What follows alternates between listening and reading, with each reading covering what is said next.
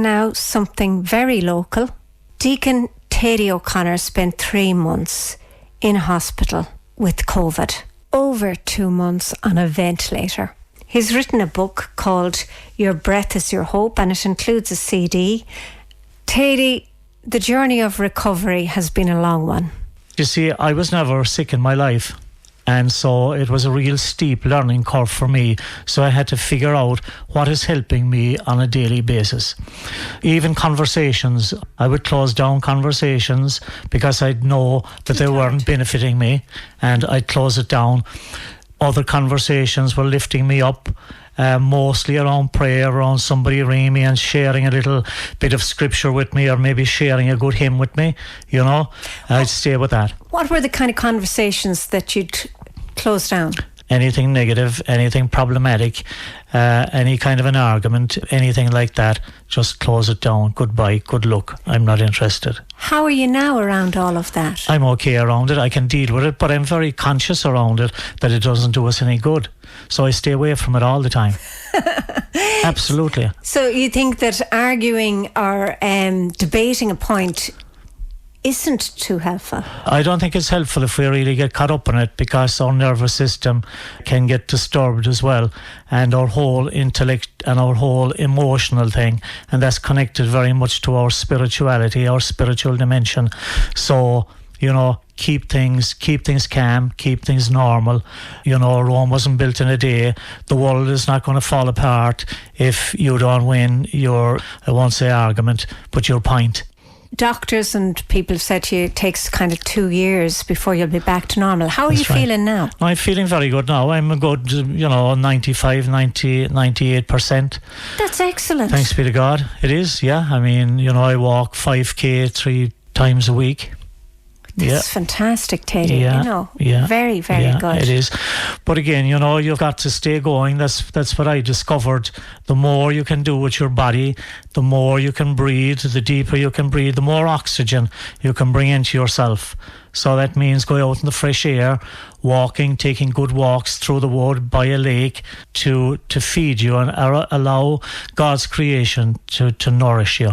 It's kind of like being gentle on yourself, but taking in the things that can give you sustenance. That's right. Things that are life-giving. They give you life. And we have to become very conscious about what gives us life and what takes life. Like, for example, my looking at television now, all of that would be very, very limited. Of course, I have to know what's going on in the world, but I like to stay tuned in to positive material all the time. Do you watch the news every day? Not every day, no. In fact, when I got into the car this morning coming here, the news was on, and again they were on about the war, and I switched it off. I said, look, I heard all of that yesterday.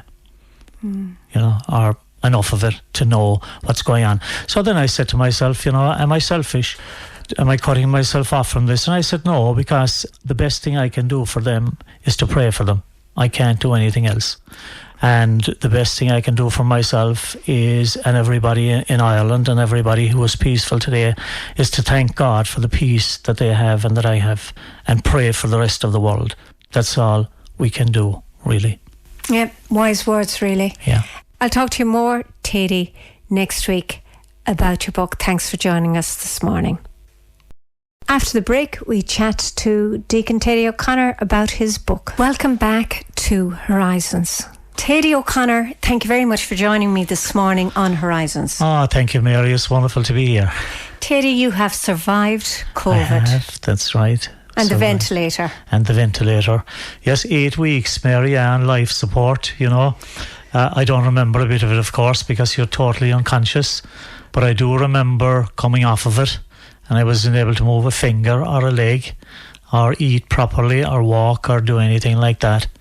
So I got great care up there in the university hospital.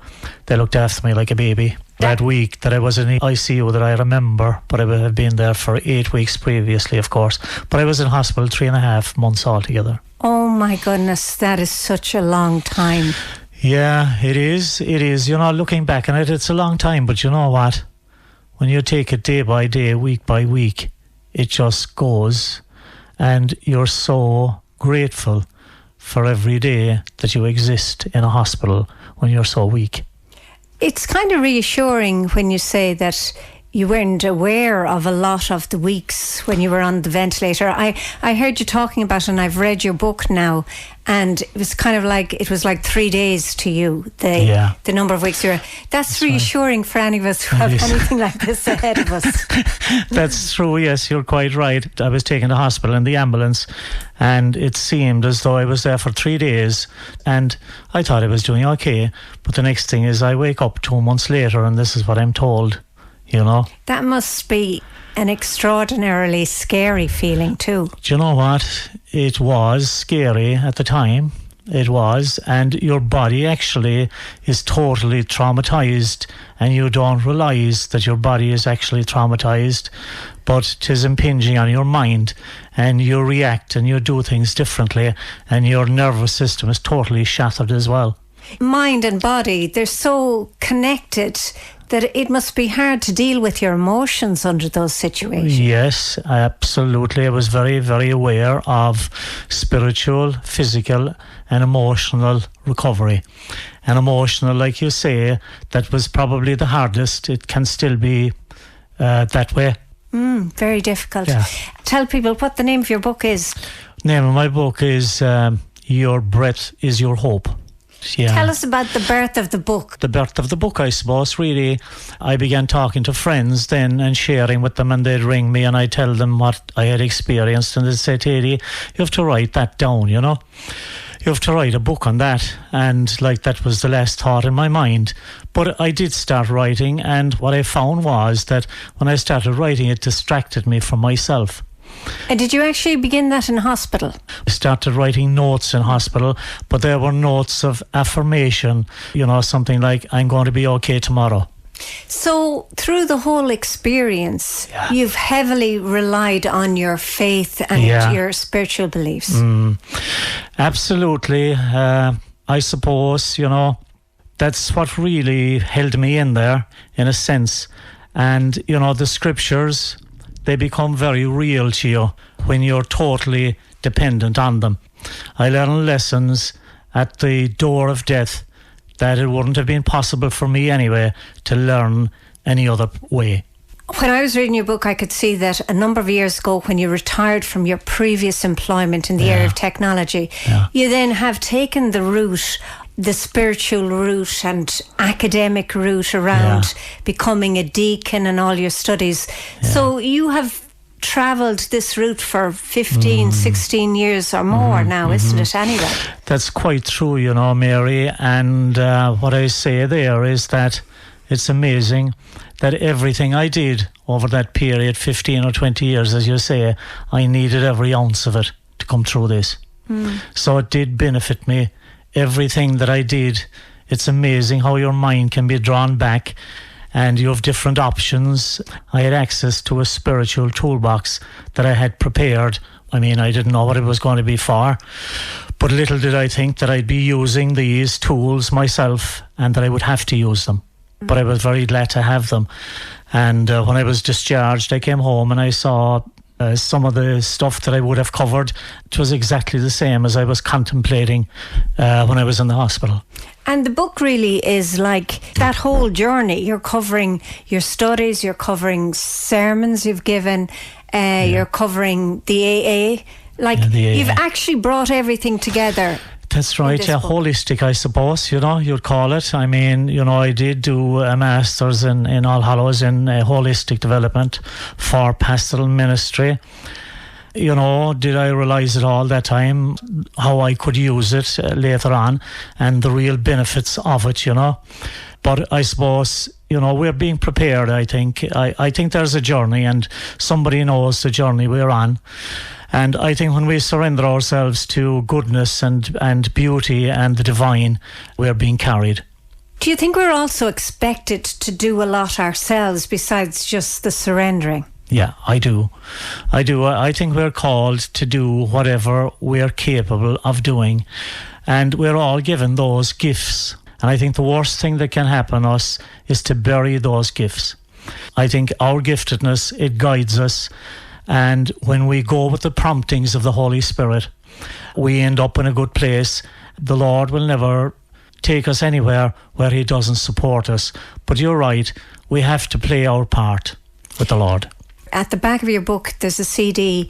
Is there any song that really means a lot to you at the moment, Thady? I know they all mean a lot to you. That's right. The Goodness of God. I wrote the third verse of it myself, and it describes exactly what I went through. But in fact, that whole hymn conveys really God's intervention in all of our lives. But it really brought it home to me when I was totally dependent on the divine. I love you, Lord, for your mercy never fails me. All my days I've been held in your hands. From the moment that I wake up until I lay my head, oh, I will sing of your goodness, oh God. And all of my life you have been faithful. And all of my life you have been so, so good. With every breath that I am able, oh, I will sing of your goodness, oh God.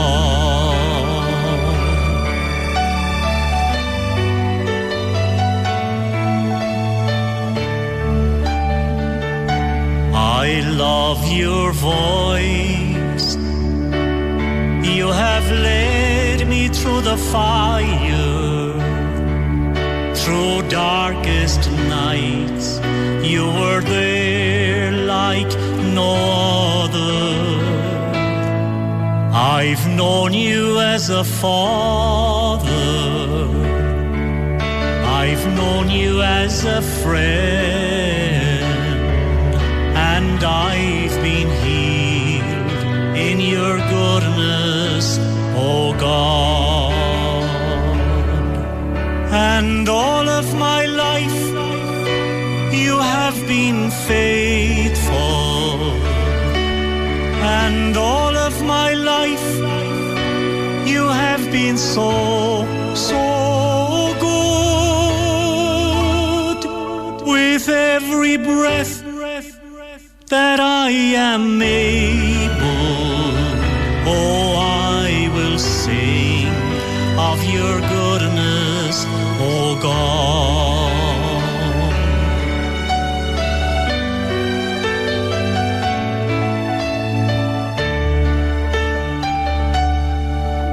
Your healing touch, it has brought me through my illness. Every moment your presence was so real. You raised me from my loneliness. You filled me with your love, and I was healed in your presence, oh Lord.